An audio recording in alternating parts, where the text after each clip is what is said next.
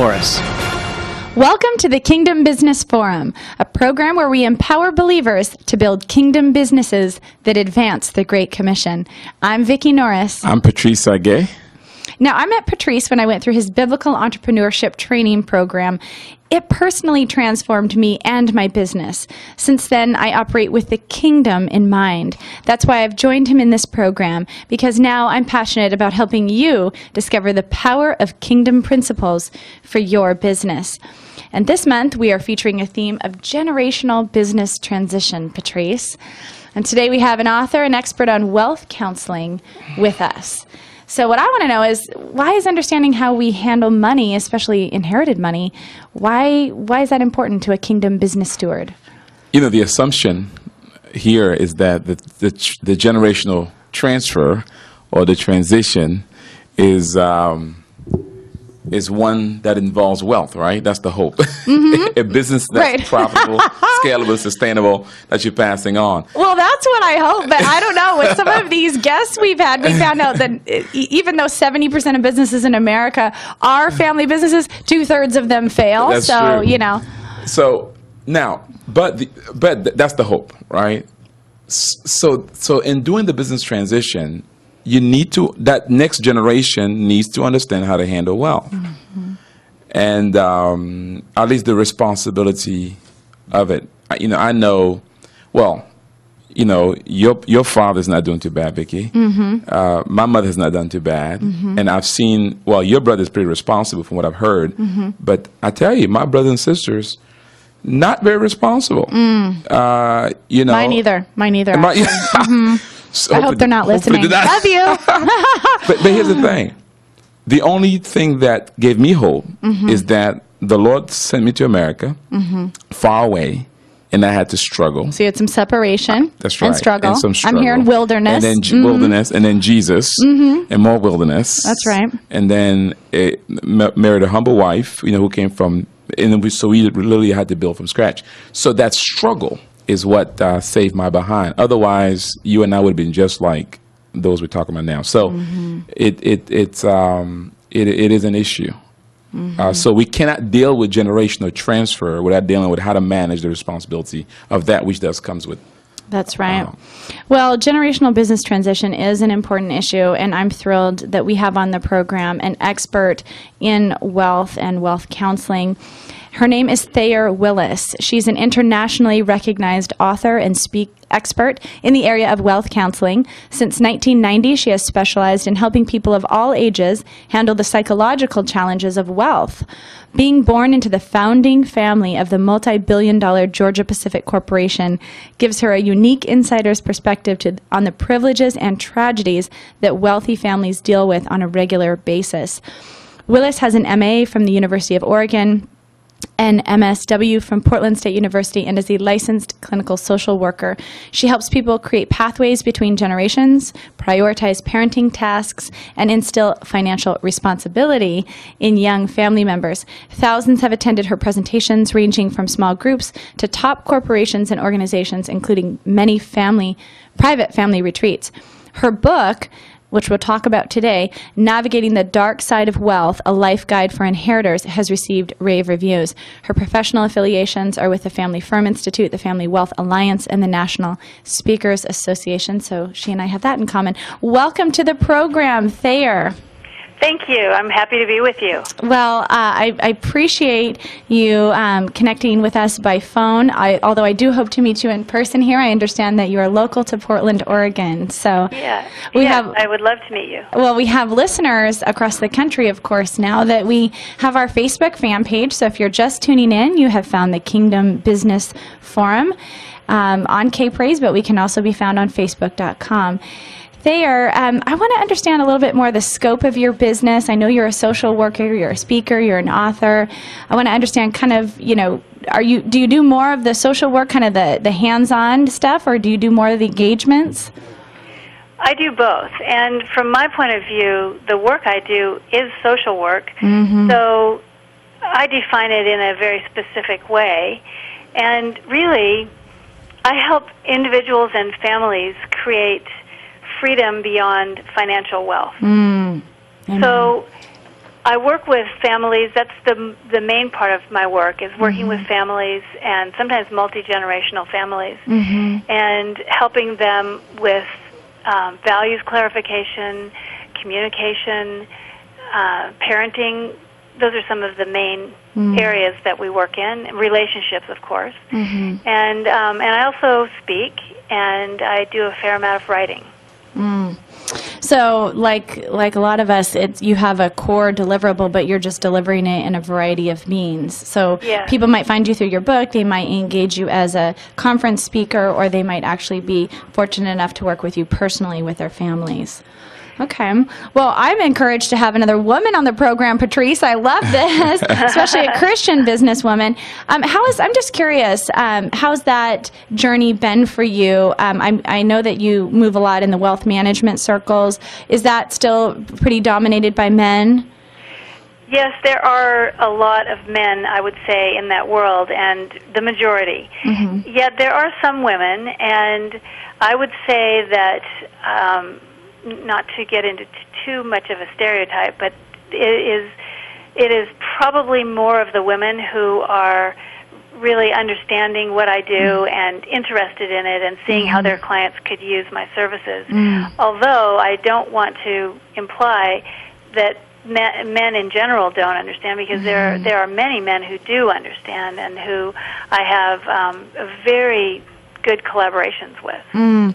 Well, one of the things that interested me is just in your bio, learning that you were born into the founding family of the multi-billion-dollar Georgia-Pacific Corporation. What was that experience like for you? I mean, I know it's impossible to summarize in a nutshell, but I want our listeners to just hear that personal piece from you. Yes, well, of course, I grew up in a family where we had all the privileges and advantages that anyone would imagine.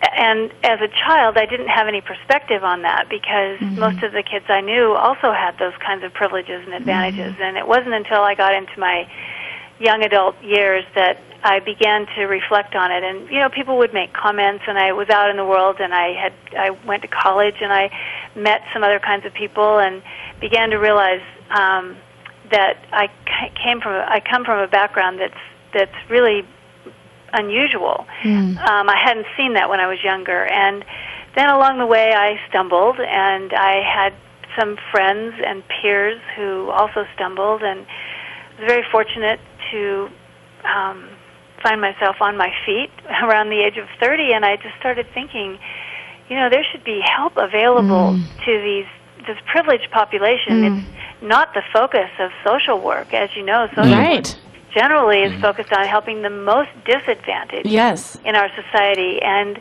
so I'm focusing on a very unusual segment of the population. And yet the way I see it, and this is how I define it as social work, is that in these wealthy families that I work with, when I help people to heal their relationships and to understand more about who they are and what they and the gifts they've been given, and what they can do with those gifts. As people become stronger, people become more expansive. You know, when we're hurting, we tend to withdraw and we feel defensive, and we're not really so apt to serve others.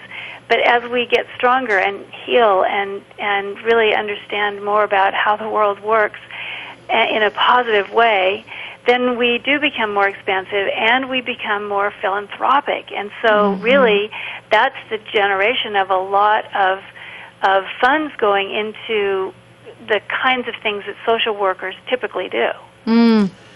Thayer, first of all, welcome to our show. Thank you. Thank you for your book. Now, we're dealing with generational business transition. First, let me ask you, because obviously when you're dealing with generational wealth transition, you also got to deal with the transition, hopefully, of character, values, those kinds of things. Yes.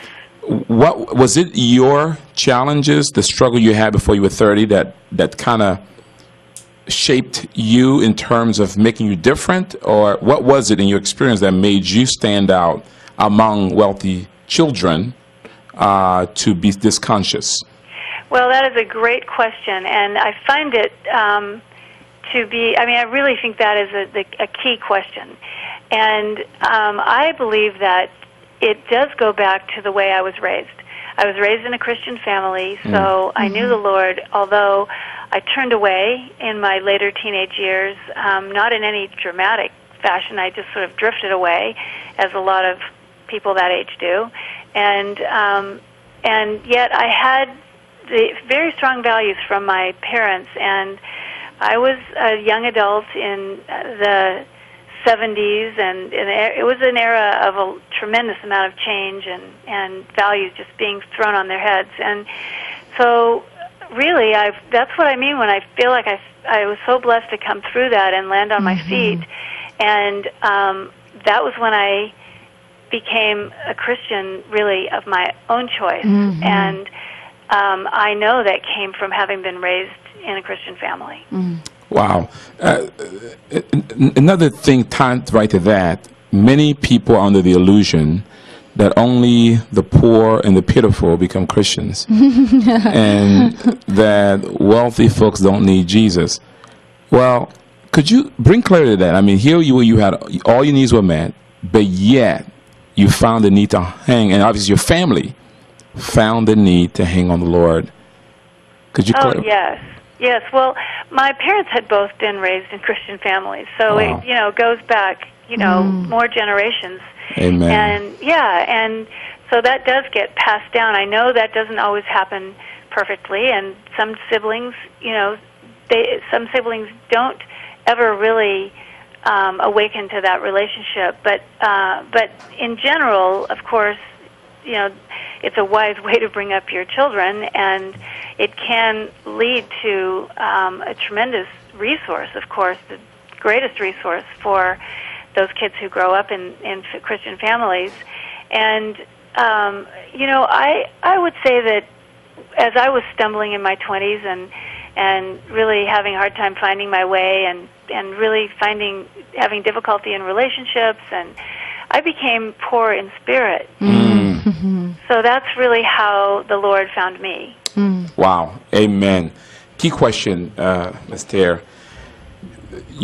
There are families listening right now who are grappling the question of, how do I prepare my children or my heirs as I think about transitioning this business over so that they might not fall prey to your warning in your book? What would you say to them? What are some key things to consider as they're thinking about passing the business down the line without them falling prey to the trapping of wealth?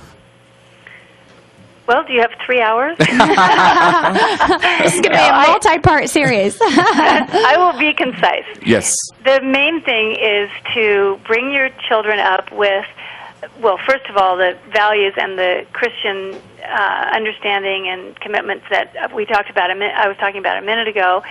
And beyond that, to bring your children up with financial literacy.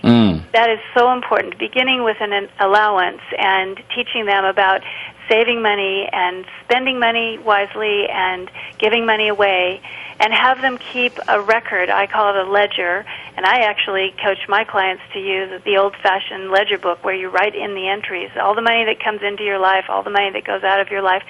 Teach them to learn that, and they learn the value of a dollar that way. And to have them earn money when they're teenagers, and have them begin to understand business so that they get a foundation for investing money and also for understanding the family business.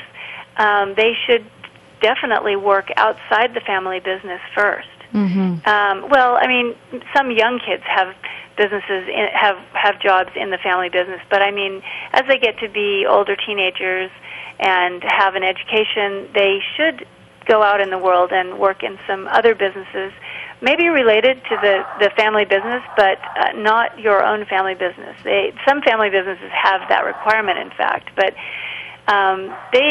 kids need to get that building block experience. Thayer, some people probably do think, as I know you indicate in your book, that that wealth does cure all problems. I know personally, and Patrice does too, that that's not the case. Yeah. So can you share with us, a case study or just kind of an example of a family, not by name or anything, that you've helped navigate the dark side of wealth? What were some of the issues? Well, there are many families in which I do facilitate financial literacy. Some parents really do want help teaching that. So that's some of the main work I do. But if you want to talk about a specific example, there is a family that I worked with about a year ago where it was a matriarch and 2 adult offspring and their spouses.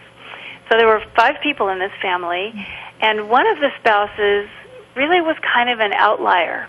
And the matriarch was very worried about it. She felt like her daughter and this young man were they were expecting a baby, and the relationships were deteriorating, and the mom was worried that this was going to become a big problem, a rift in the family, and she really didn't want that. And there's an assessment I use when I begin working with a family, which I used with all of them, and it's wonderful in that it shows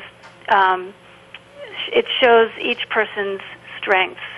And as it turned out, this young man, who seemed to be an outlier, had strengths that were very different from the others in the family. And all 4 of the others were clustered together. They had many of the same strengths, so they all felt very familiar to each other. They also stepped on each other's toes a lot.